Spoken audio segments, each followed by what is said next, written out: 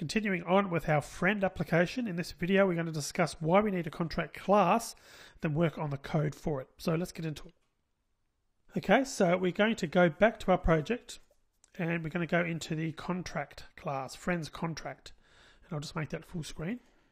Now, the contract class, it's a class containing the constant definitions for the URI, for the content provider. It contains things such as column names, definitions for the content authority, and those sorts of bits of information that are fixed and set up for a content provider. So we're going to add all the details here. Now, arguably, you could put all of this in, merge it in with one of the other classes, but I think it's best practice to separate this, and for each one of your content providers have a separate contract class that makes it easier for other programmers to see, where everything is set up and where all your fixed settings are. So let's get started.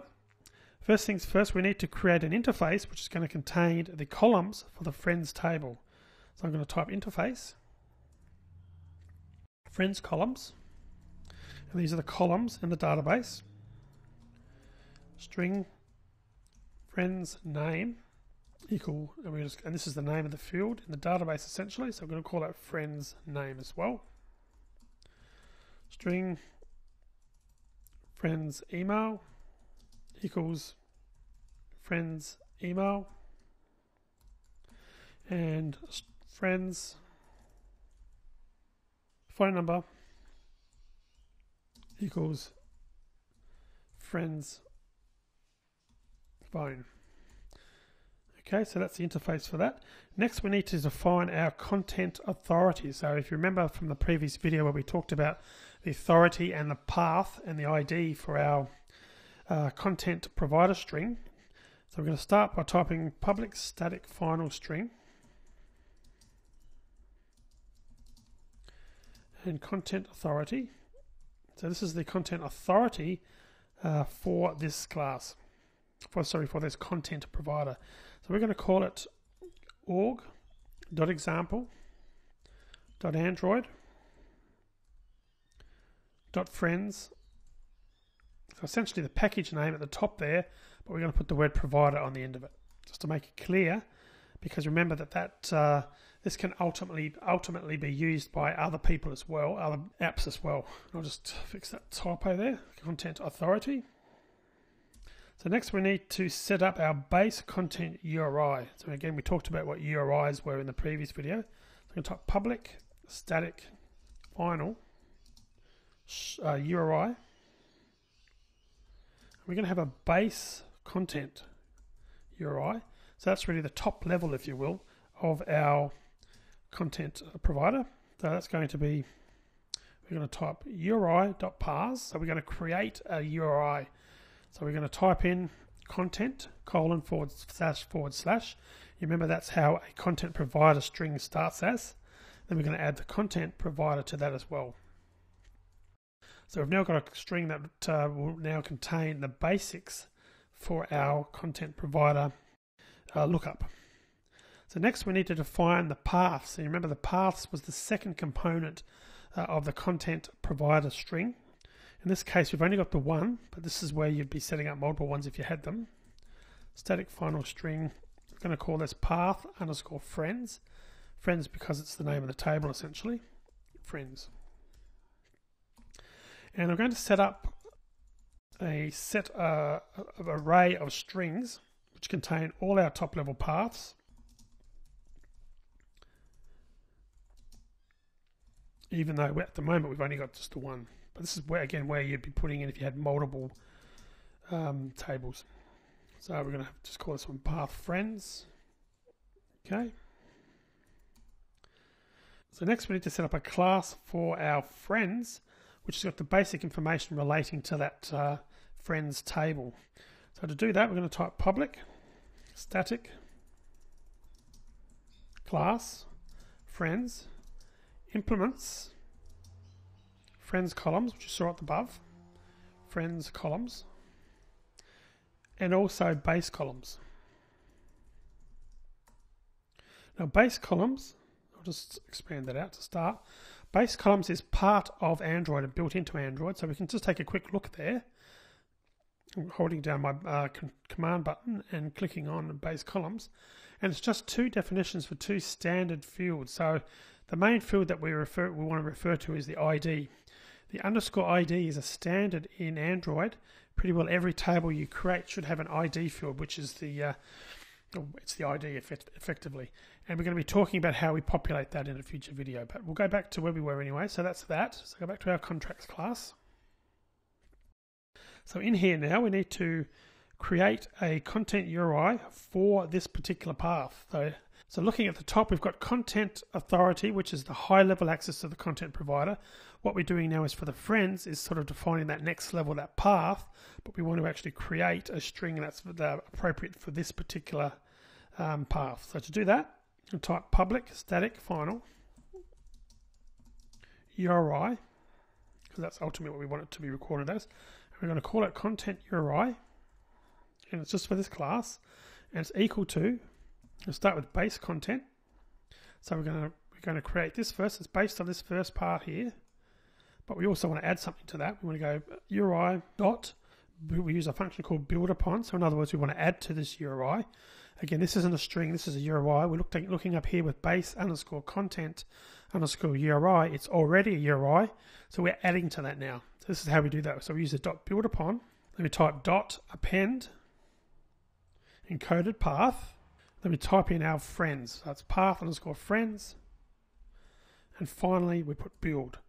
So what that line does, essentially, it adds to content URI, or content URI, I should say, becomes the base class, or becomes the base content URI plus the friends path as well. So that line of code essentially creates the access to the friends component of our content provider, and you'll see this more in action shortly. So next we need to create a couple of MIME types. Now, just out of interest, you may not know what MIME types are. So MIME types are just labels for a given set of data, so that a particular application can look at that data and know how to process them. You've probably seen MIME types in other applications with JPEG files and those types of things. So think of it as a standard way of defining data.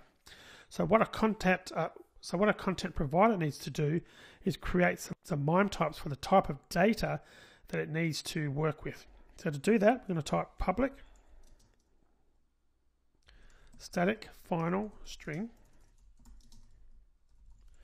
We'll call it content type. It's going to be equal to vnd.android.cursor.dir / Now before I go any further, I just want to make it clear what these are, because there's going to be another one we're going to do shortly. But what this basically says, this first bit of code, which you've got to type exactly as it's there, dir stands for directory. So think of this as a group of data, so we can return more than one record, more than one friend in this case. So what we're doing is we're defining a type of access so that we can access more than one bit of data at once, in this case more than one friend. Now what we need to do is we need to add something on the end of it. And if I just quickly tab over to my browser, so it's just looking at a link on Android Developer, content-providing-creating.html. Then we just do a search for VND. So essentially what I've just typed there, this is returns a MIME type in Android's vendor-specific MIME format. So we're starting with VND, and you can see there we've got vnd.android.cursor.dir, and what they suggest we do on the end of it, we add vnd dot our provider string, and then dot, then the name of the table that we're working with. So you can see we've got two options there. The ones with .dir is for multiple rows, and for a single row of data, we're going to use a .item. Now we need to use both of these because the dir will return us all the records, so that's useful for like a list view, for example, and .item is good when we're editing a particular record, or we're wanting to delete a record, updating, those types of things where you only want to work on one bit of information. So let's go back now that we've looked at that and add that to our code. So what I'm going to do is just add vnd dot plus content authority, because the content authority is that entire provider string, but then we will need to add the table name on the end. We're going to put dot friends, because that's the name of the table. Okay, so that's the content type. That's for multiple records. For single records, we're going to create one as well. We're going to call that content item type. Item meaning one particular item. And the only real difference there is this is going to say item instead of dir for directory. Okay, next we need some functions, and I'm going to type in now and you'll see them in use later on. But essentially it's just a way of building a URI for accessing, in this case, a particular record. So to do that, I'm going to type build, or I'm going to call it rather, build friend URI string friend ID. So in other words, what we're doing is we're building a valid URI for a particular record. So to do that, we're going to return the content URI. Again, the content URI has already been set up for our path to our friends, so we need to add some parameters to that. So to do that, we type dot build upon dot append encoded path friend ID dot build. So what we're doing is we're adding our friend ID, which is the ID from the record in the database, and by using the .append encoded path, you'll find that the function automatically adds slashes and so on for us to help us create a valid URI. So we'll see that in action a little bit later. And lastly, we're going to put a getter, public static string, get friend ID URI. This is for extracting a particular ID from a URI that's been passed to this process. To type URI dot get path segments, and we're going to just put dot get one. So we're going to access the first one essentially. So that's going to give us the ID effectively that's been passed for the particular record that's being edited.